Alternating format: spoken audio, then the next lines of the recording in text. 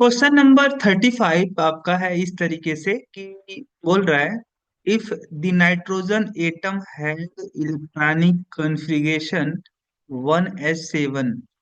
ठीक है, और कह रहा है कि जो नाइट्रोजन एटम है, अगर किसी नाइट्रोजन एटम का जो इलेक्ट्रॉनिक कॉन्फ़िगरेशन है वह 1s क्या हो जाए, 7 हो जाए, 1s7 हो जाए, it would have lower energy than that normal ground state configuration 1s2 2s2 2p3, because electron would be closer to the nucleus at 1s7 is not observed because it is violence। अच्छा, यहाँ पे कह रहा है कि जैसे nitrogen का जो हम लोग जानते हैं कि इसका जो इलेक्ट्रॉनिक कॉन्फ़िगरेशन होता है वह होता है 1s2 2s2 और 2p3, है ना। अगर मैं कहूं कि जो 7 इलेक्ट्रॉन है, ये 7 इलेक्ट्रॉन 3 सबसेल में कुछ इस तरीके से डिस्ट्रीब्यूटेड है, लेकिन अगर ये 7 के 7 जो नाइट्रोजन के पास में 7 इलेक्ट्रॉन है, अगर 7 के 7 इलेक्ट्रॉन को मैं 1s सबसेल में डाल दूं, है ना, क्योंकि न्यूक्लियस के सबसे नजदीक वाला जो सबसेल होता है वह होता है 1s सबसेल। तो चूंकि मुझे पता है कि इलेक्ट्रॉन अगर न्यूक्लियस के नजदीक होगा तो इलेक्ट्रॉन की एनर्जी क्या होगी, उतनी ही कम होगी। और किसी भी सिस्टम, जो कोई भी सिस्टम होता है वह ज्यादा स्टेबल तब होता है जब उसकी एनर्जी क्या हो, मिनिमम हो। तो ऐसे केस में अगर नाइट्रोजन का अगर बाई चांस इलेक्ट्रॉनिक कॉन्फ़िगरेशन क्या हो जाए, 1s7 हो जाए, तो इस नाइट्रोजन का जो एनर्जी होगा वह क्या होगा, बहुत ही कम होगा, लोअर होगा। फिर भी जो हम लोग जो देखते हैं कि इसका जो नाइट्रोजन का इलेक्ट्रॉनिक कॉन्फ़िगरेशन 1s7 नहीं होता है, बल्कि जबकि इसकी एनर्जी क्या होनी चाहिए, कम होनी चाहिए, है ना। कम होने के बावजूद इसकी जो इलेक्ट्रॉनिक कॉन्फ़िगरेशन 1s7 नहीं देखा जाता है। ऐसा क्यों? क्योंकि अगर आप सातों के सातों इलेक्ट्रॉन 1s सबसेल में अगर आप क्या कर देते हैं, फिलअप कर देते हैं, तो यहाँ पे किस रूल को ये यहाँ पे वायलेंट हो जाएगा। तो जो अगर हम लोग जानते हैं Pauli exclusion principle, Pauli exclusion principle कहता है किसी भी एटम के अंदर किसी भी इलेक्ट्रॉन का चार, किसी भी दो इलेक्ट्रॉन का चारों क्वांटम नंबर सेम नहीं हो सकता। In an atom for any two electron of the atom all four quantum number will can not be same, है ना। तो यहाँ पे अगर मैं बात करूंगा, तो अगर सातों के सातों इलेक्ट्रॉन 1s सबसेल में चले जाएंगे तो ऐसा होगा कि यहाँ पे कई सारे इलेक्ट्रॉन का जो क्वांटम नंबर होगा वो सेम आने लगेगा। इसीलिए हम लोग जो नाइट्रोजन का इलेक्ट्रॉनिक कॉन्फ़िगरेशन देखते हैं वह कुछ इस तरीके का होता है, न कि इस तरीके का। तो यहाँ पे कौन सा रूल फॉलो नहीं हो पाएगा, तो पाउली एक्सक्लूजन जो प्रिंसिपल है वो फॉलो नहीं हो पाएगा अगर नाइट्रोजन का इलेक्ट्रॉनिक कॉन्फ़िगरेशन 1s7 होने लगे तो, है ना। फिर अगला है क्वेश्चन आपका, क्वेश्चन नंबर 36, दी क्वांटम नंबर प्लस हाफ और minus half for the electron spin represent. हम जानते हैं कि इलेक्ट्रॉन जो होता है ना, या तो वह क्लॉकवाइज आपका रोटेट करेगा या तो एंटी क्लॉकवाइज रोटेट करेगा। क्लॉकवाइज के लिए अगर हम मान लें कि अगर इलेक्ट्रॉन क्लॉकवाइज आपका रोटेट कर रहा है, स्पिन कर रहा है, तो इसके लिए जो हम लोग स्पिन क्वांटम नंबर लिखते हैं वह प्लस हाफ लिखते हैं, और दूसरे के लिए जो उसका अपोजिट है क्लॉकवाइज का, जो एंटी डायरेक्शन है यानी एंटी क्लॉकवाइज में अगर इलेक्ट्रॉन रोटेट कर रहा है, स्पिन कर रहा है, तो हम लोग उसके लिए स्पिन क्वांटम नंबर यूज करते हैं -हाफ। तो ये जो प्लस हाफ या -हाफ है इलेक्ट्रॉन के लिए, ये जो क्वांटम नंबर है हम लोग लिखते हैं इलेक्ट्रॉन के लिए प्लस हाफ या -हाफ, ये क्या बताता है, तो ये जो दोनों क्वांटम नंबर है ना, ये आपके दो two quantum mechanical state which have no classical analogy, है ना। तो यहाँ पे जो करेक्ट आंसर होगा कि यहाँ पे जो क्वांटम नंबर किसी भी इलेक्ट्रॉन के लिए प्लस हाफ या माइनस हाफ लिखा जाता है, यह क्वांटम मैकेनिक्स से आया है ना, जिसका क्लासिकल टेक्नोलॉजी से कोई भी लेना देना नहीं है ना। एक दो क्वांटम मैकेनिकल स्टेट को रिप्रेजेंट करता है कि एक का जो स्पिन का स्टेट है वह दूसरे के स्पिन के स्टेट के अपोजिट है। तो सही आंसर होगा दूसरे 36 का डी। अगला है the radius of which of the following orbit is same as that of first Bohr orbit of hydrogen atom, है ना।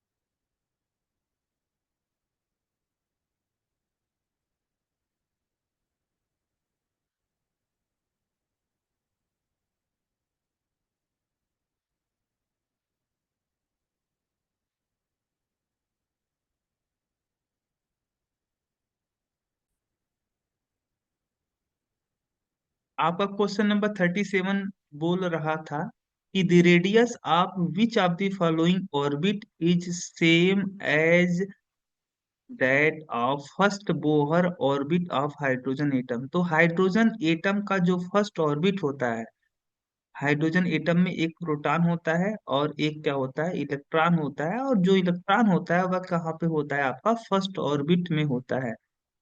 तो न्यूक्लियस से जो आपका दूरी होता है, डिस्टेंस होता है between the nucleus and electron, है ना, फर्स्ट ऑर्बिट में प्रेजेंट जो इलेक्ट्रॉन होता है, इसकी जो दूरी होती है, इसको हम लोग बोलते हैं बोहर रे बोहर फर्स्ट ऑर्बिट को क्या बोलते हैं, बोहर ऑर्बिट, है ना, बोहर ऑर्बिट। अब बोहर ऑर्बिट की जो आपकी जो हाइड्रोजन एटम के अंदर जो फर्स्ट ऑर्बिट होता है, उसको हम लोग बोलते हैं बोहर ऑर्बिट। और न्यूक्लियस से उसकी जो डिस्टेंस होती है उसे हम लोग बोलते हैं बोहर रेडियस। तो यहाँ पे बोहर, यहाँ हम लोग जानते हैं कि एक इक्वेशन की मैं बात करूं तो हम किसी भी एटम के अंदर किसी भी ऑर्बिट का जो रेडियस होता है उसको हम किस तरीके से कैलकुलेट करते हैं, तो उसके लिए जो हमारे पास इक्वेशन है वह है n² h² upon 4 pi m into z into e. यही हमारे पास क्या होता है, आपका इक्वेशन होता है किसी भी एटम के अंदर किसी भी रेडियस, किसी भी ऑर्बिट का रेडियस कैलकुलेट करने के लिए हमारे पास ये इक्वेशन होता है। अब अगर हम देखें तो हीलियम, वैसे हीलियम का एटॉमिक नंबर 2 होता है, लेकिन जब यह एक इलेक्ट्रॉन लॉस कर देगा तो इस पे आएगा कितना चार्ज, 1 चार्ज आ जाएगा। दो इलेक्ट्रॉन थे, एक इलेक्ट्रॉन इसने लॉस कर दिया तो इसके पास कितने इलेक्ट्रॉन है, 1 इलेक्ट्रॉन है। ऐसे लिथियम के पास में 3 इलेक्ट्रॉन होता है, दो इलेक्ट्रॉन इसने लॉस कर दिया तो 1 इलेक्ट्रॉन हो गया। ऐसे लिथियम आपका +2, है ना, लिथियम +2, इसके पास में अगर देखोगे तो यहाँ पे लिथियम के पास भी 3 इलेक्ट्रॉन था, 2 इलेक्ट्रॉन इसने लॉस कर दिया तो इसके पास कितने इलेक्ट्रॉन बचे, 1 इलेक्ट्रॉन। और इसी बेरिलियम का जो आपका एटॉमिक नंबर होता है वह 4 होता है, यानी इसके पास 4 इलेक्ट्रॉन है। 3 इलेक्ट्रॉन इसने लॉस कर दिया तो इसके पास कितने इलेक्ट्रॉन बचे, 1 इलेक्ट्रॉन। यानी यहाँ पे जितने भी स्पीसीज दिए गए हैं, सारे के सारे स्पीसीज में एक इलेक्ट्रॉन प्रेजेंट है, यानी ये सारे के सारे स्पीसीज कैसे हैं, मोनो इलेक्ट्रॉनिक स्पीसीज है। तो मोनो अगर इलेक्ट्रॉनिक स्पीसीज है ना, तो अगर हम इसको थोड़ा सा क्या करें कि यहाँ पे एच की वैल्यू रखें, एच यहाँ पे की value 6.6 into 10⁻³ joule into second, Planck constant की वैल्यू हम रख दें आई की वैल्यू रख दें, एम क्या है यहाँ पे मास ऑफ इलेक्ट्रॉन, मास की इलेक्ट्रॉन का मास रख दें, और ई क्या है यहाँ पे चार्ज ऑन इलेक्ट्रॉन, जिसकी वैल्यू होती है 1.6 इंटू 10 पावर माइनस 19 कूलम।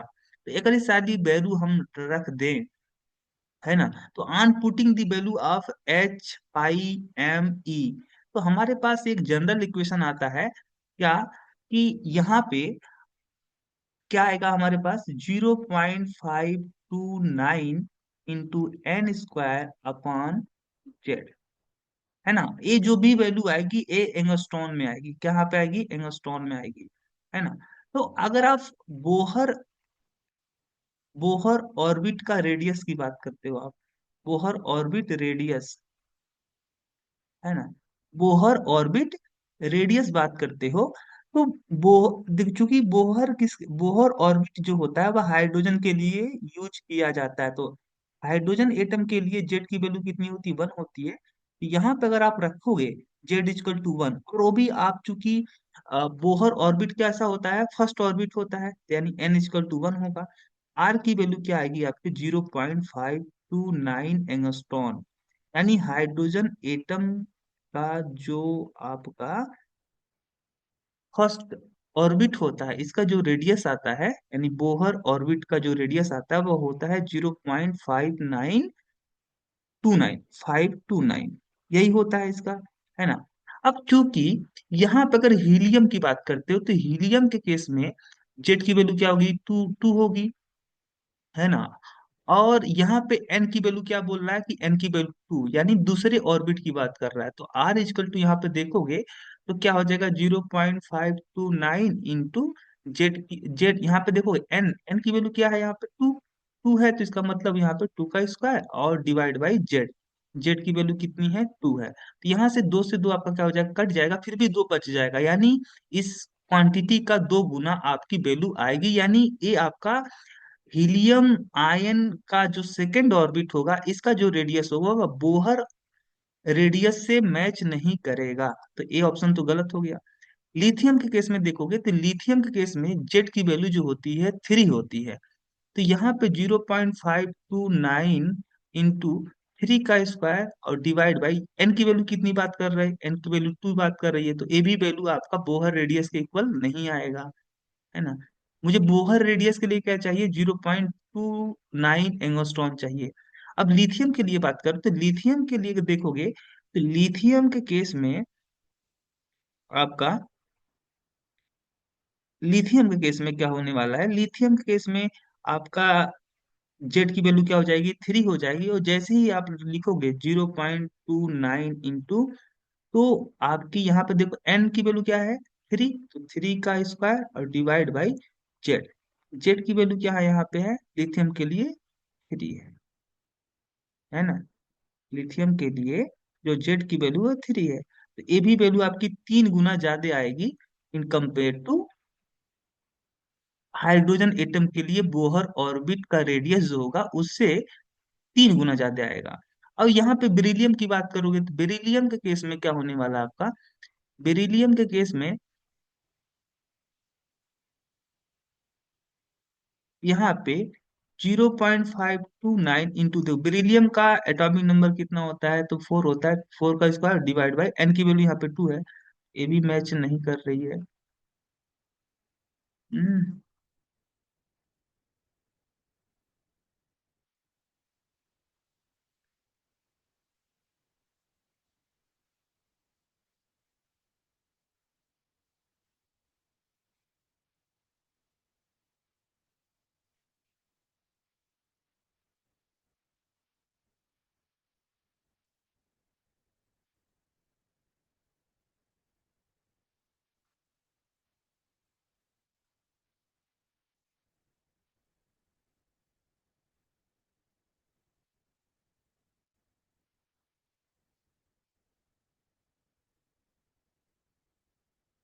तो इस क्वेश्चन को हम बाद में देख लेते हैं, अभी यहाँ पे कुछ मिस्टेक हो रहा है ना।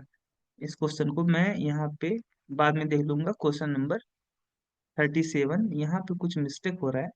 अगला क्वेश्चन हम देखते हैं, आगे बढ़ते हैं, इसको भी हम देख लेते हैं। क्वेश्चन नंबर अब आएगा हमारा 38। क्वेश्चन नंबर 38 है आपका कि the number of radial node of 3s and 3p orbital are.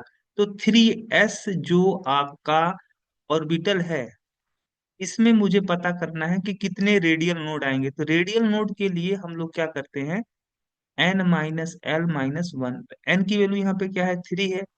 s के लिए, s सबसेल के लिए जो एजीमुथल क्वांटम नंबर l की वैल्यू होती है वह होती है 0 और -1। तो कितना आएगा, 2। इसी तरीके से 2p के लिए n की वैल्यू क्या है, 2 है। n-l, l की वैल्यू क्या होगी p सबसेल के लिए, तो 1 होगी और -1, है ना। तो ये क्या वैल्यू हो जाएगी आपकी, 0। 2 और 0, 2 और 0 इसका सही आंसर होगा। तो 2 एंड 0 वाला कौन सा होगा, 38 का फर्स्ट। अगला क्वेश्चन है आपका कि यहाँ पे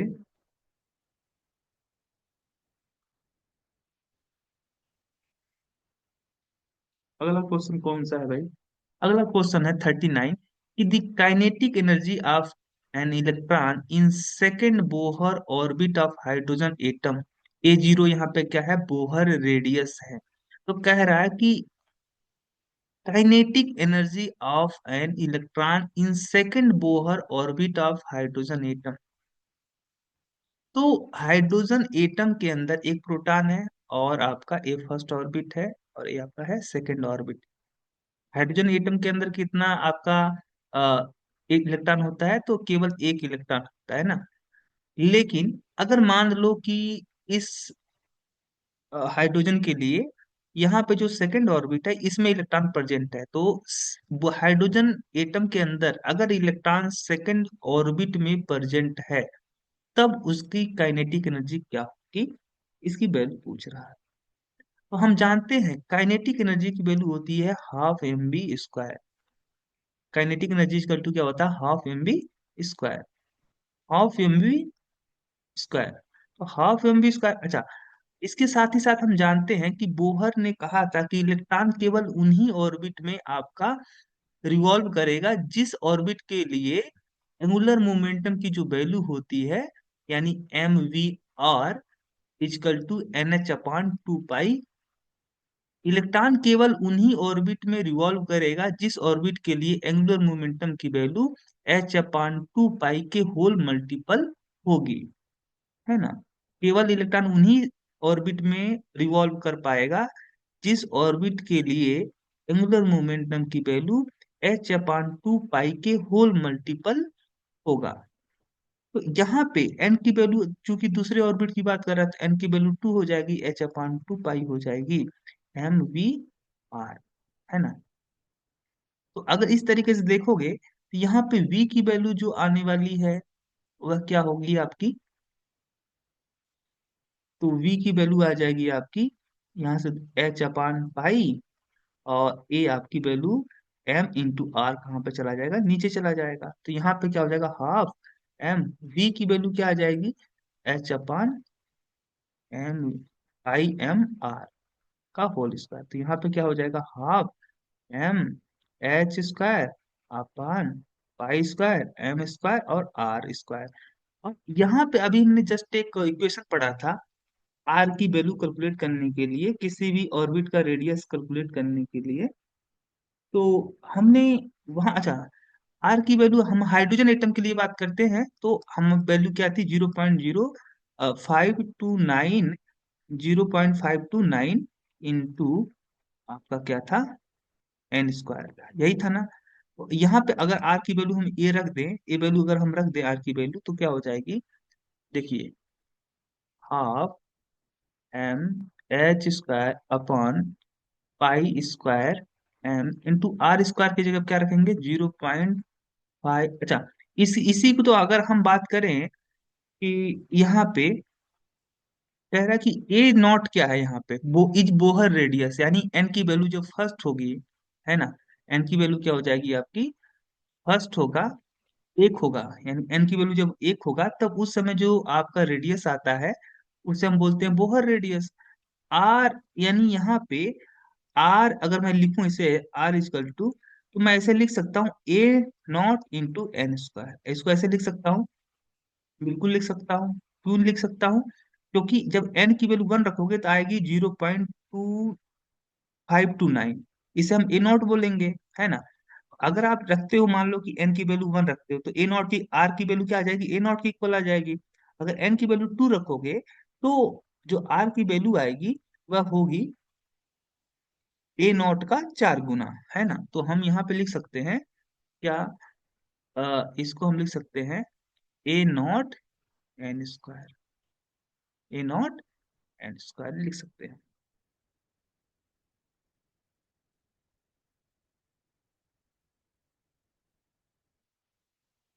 है ना।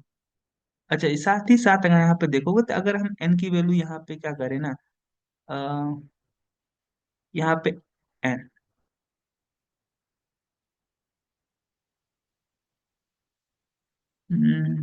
एक बार मैं फिर से क्लियर कर देता हूँ, फिर से लगाता हूँ, थोड़ा सा यहाँ पे डिस्टर्ब हो गया था। जैसे काइनेटिक एनर्जी की वैल्यू क्या होती है, हाफ एम वी स्क्वायर, है ना। अब हम जानते हैं M V R equal to N H upon two pi होता है। तो वी की वैल्यू रखोगे तो एन एच, वी की वैल्यू अगर रखोगे तो N H upon two pi into M into R, है ना। अब यहाँ पे जैसे रखोगे हाफ एम, वी की वैल्यू क्या होगी, तो N H upon two pi M into R का होल स्क्वायर, इसकी वैल्यू हो जाएगी half M N square H square upon four pi square M square और आर स्क्वायर, है ना। आर की वैल्यू अभी हमने जस्ट बात किया, तो आर की वैल्यू क्या होने वाली है आपकी, A nought into N square. तो यहाँ पे आप जैसे ही रखोगे M N square H square upon four pi square M square और आर की वैल्यू क्या होगी आपकी, A not,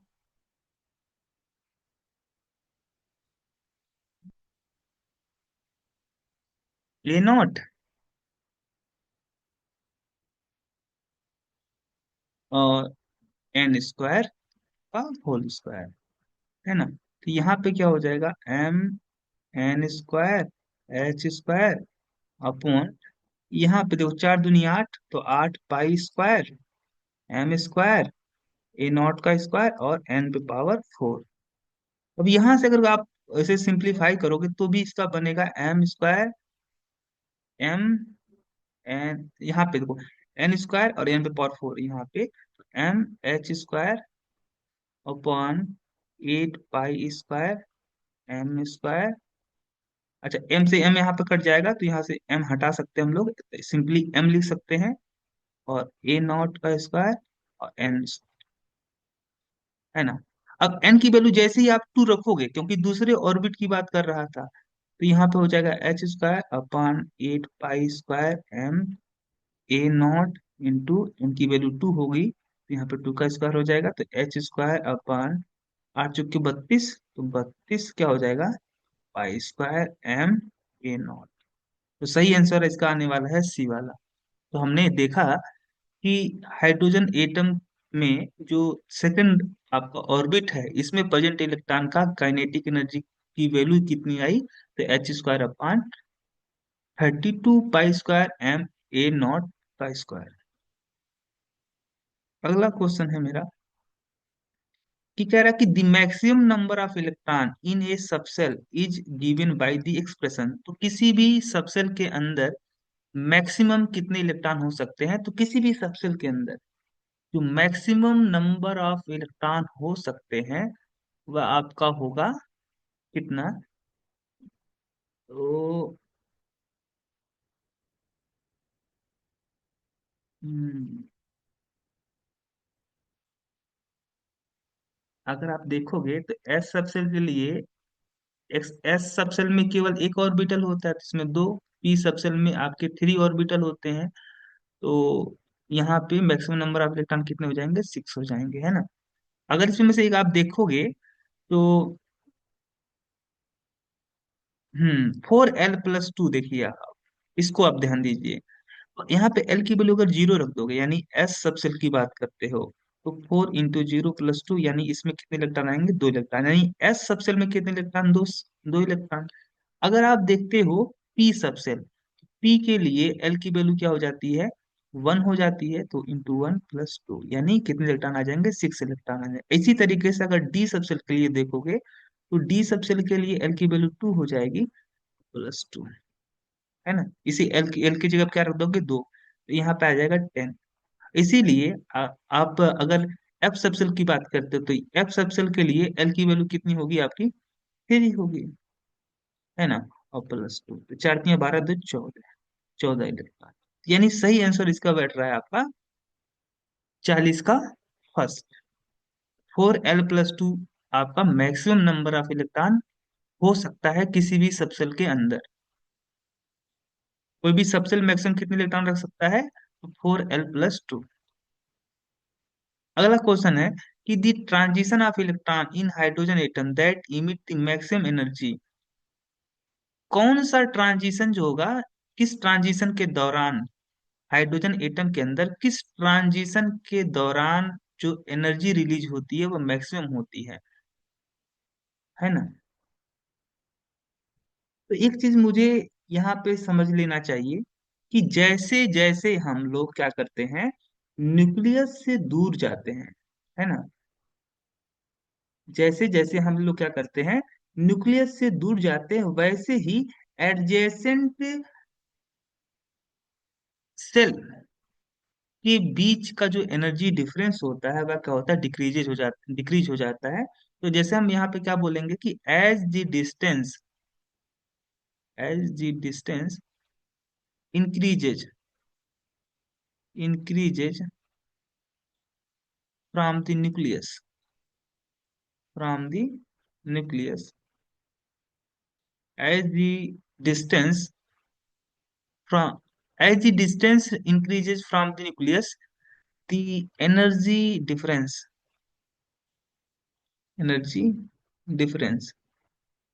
between successive level successive level decreases,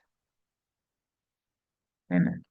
जैसे जैसे हम लोग क्या करते हैं, न्यूक्लियस जैसे जैसे हम न्यूक्लियस से दूर जाएंगे, वैसे वैसे ही क्या होगा, सक्सेसिव लेवल के बीच में जो एनर्जी डिफरेंस होगा वह क्या होगा? घटता चला जाएगा।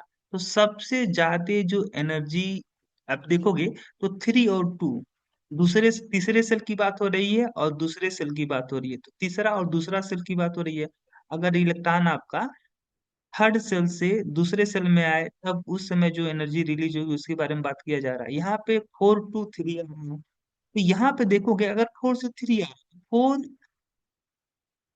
चौथे ऑर्बिट और तीसरे ऑर्बिट के बीच का जो एनर्जी डिफरेंस होगा वह कम होगा इन कंपेयर 3 और 2 के बीच के डिफरेंस का।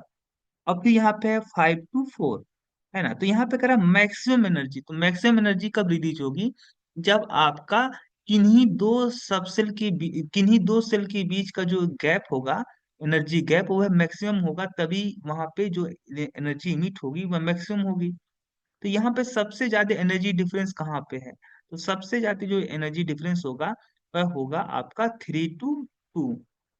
तीसरे और दूसरे सेल के बीच का जो एनर्जी डिफरेंस होगा वह क्या होगा आपका?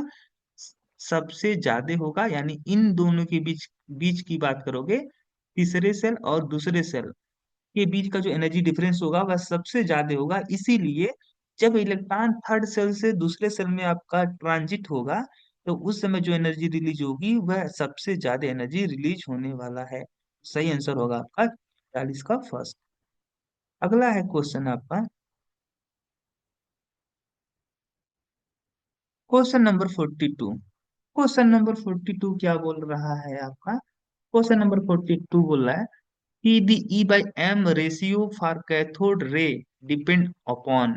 तो कैथोड रे, जे जे थॉमसन ने जब इलेक्ट्रॉन की डिस्कवरी किया था, तो उस समय उन्होंने जो डिस्चार्ज ट्यूब लिया था, उस डिस्चार्ज ट्यूब में जो आपका ग्रीन कलर की इल्यूमिनस लाइट डेवलप हो रही थी, जब उसको पता किया गया कि इस डिस्चार्ज ट्यूब के अंदर ग्रीन कलर की लाइट क्यों प्रोड्यूस हो रही है, तो कहा गया कि यहाँ पे कोई पार्टिकल आके क्या कर रहा है, एनोड के पीछे लगी हुई स्क्रीन से कोई आपका पार्टिकल आके टकरा रहा है ना,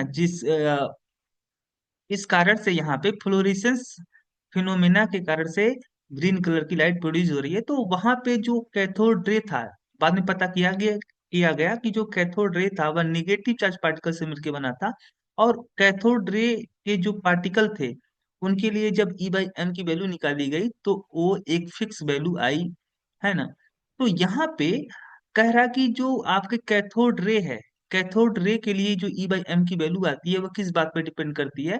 तो कैथोड रे के लिए E/m की वैल्यू जो आती है वह हमेशा क्या होती है, कांस्टेंट होती है। वह तो वो डिपेंड नहीं करती कि डिस्चार्ज ट्यूब के अंदर गैस कौन सी ली गई है, वोल्टेज कितना है, जो आपका इलेक्ट्रोड है वह किस मेटल का बना हुआ है ना। तो इस बात पे डिपेंड नहीं करता। तो E/m की वैल्यू कैथोड रे के लिए क्या होती है, फिक्स होती है। It is always constant. सही आंसर होगा ई, it is always constant.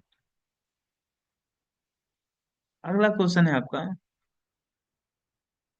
43। Question number 43। 43 क्या बोल रहा है आपका, क्वेश्चन नंबर 43 बोल रहा है कि the atomic mass of an element is इतना, द डेंसिटी ऑफ एलिमेंट